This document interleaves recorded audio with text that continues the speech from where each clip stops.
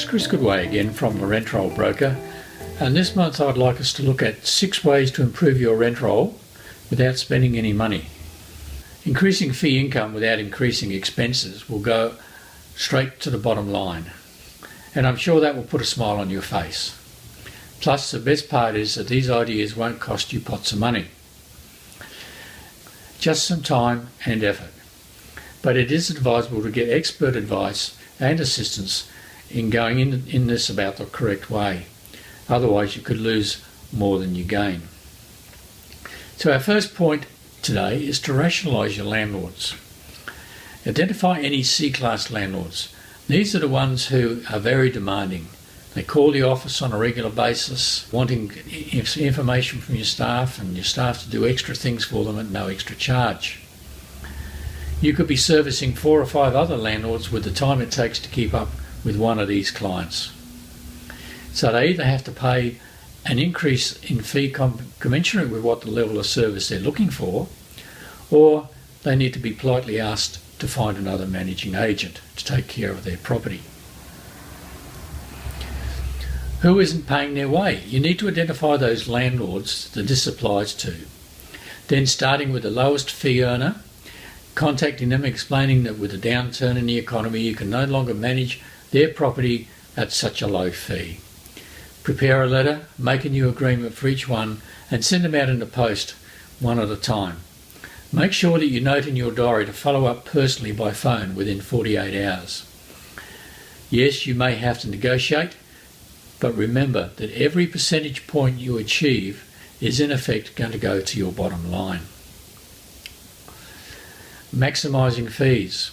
Well, it goes without saying that every dollar you get in management fee above and beyond what you were getting before, again, will go straight to the bottom line. But some of the other fees we tend to overlook are things like letting and lease renewal fees, property inspection fees, maintenance and repair fees. If the landlord wants money put into their account twice a month instead of once, why not charge them for it? And then of course there's things like attending the tribunal, doing insurance claims, and providing an end of financial year summary statement. The third one is one that still amazes me to miss out on, and that is recouping all of your advertising. Not just a flat fee or a percentage, but recouping all the advertising that's required to find them a new tenant. And number 4, getting landlords to upgrade their property. Again, I see many agents that will run around arranging repainting, recarpeting, even tiling and adding on extensions and doing all sorts of construction work on the property and not charging the landlord for it. They get a real free ride, and this is not on. You need to make sure that your landlords are aware that if they want you to project manage the improvements to their property, be it painting, carpeting, tiling or whatever it is, that you do charge a fee for that. It may be a flat fee, it may be a fee as a percentage of what is actually done to the property, but you need to be charging for that upgrade, because after all, you're going to improve the landlord's property, you're going to improve the value of his property, and you're also going to improve the income that he's generating. Number 5 is arranging insurance and handling insurance claims.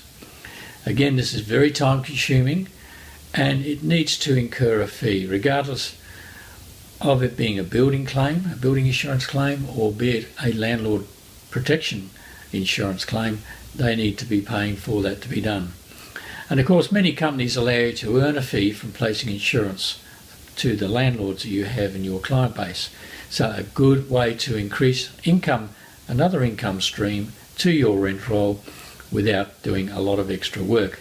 But of course, if you are earning a fee from insurance, like anything else, make sure you do declare that to your landlords at the time of signing a management agreement with them. Now, number 6 is very important, because you can't do this without affecting all the others we've looked at, and that is of course improving your client service. And there's no point even in trying to lift your fee structures without providing a good level of service. If you don't provide good service, your landlords are not going to accept the increase in fees. They need to be happy landlords, they need to be happy with what you're doing for them, and they need to be able to see value for money. So yes, we must lift the level of service to make sure that we are good value for money by increasing our fees, or while still increasing our fees. And that is very, very important. If you're not sure whether you're giving a good level of service, what about sit down with your staff and do a SWOT analysis to see where you can find out your strengths and weaknesses and improve those weaknesses to make sure you are on top of the game and doing the best you can. After all, the only difference between you and the competition down the street is how you look after your clients and how you give them the best level of service you possibly can. Well, it's been Chris Goodway from the Rent Roll Broker. I want to thank you for listening to me this afternoon and hope that all these tips and points will help you in building a better business. Till next time, thanks for listening.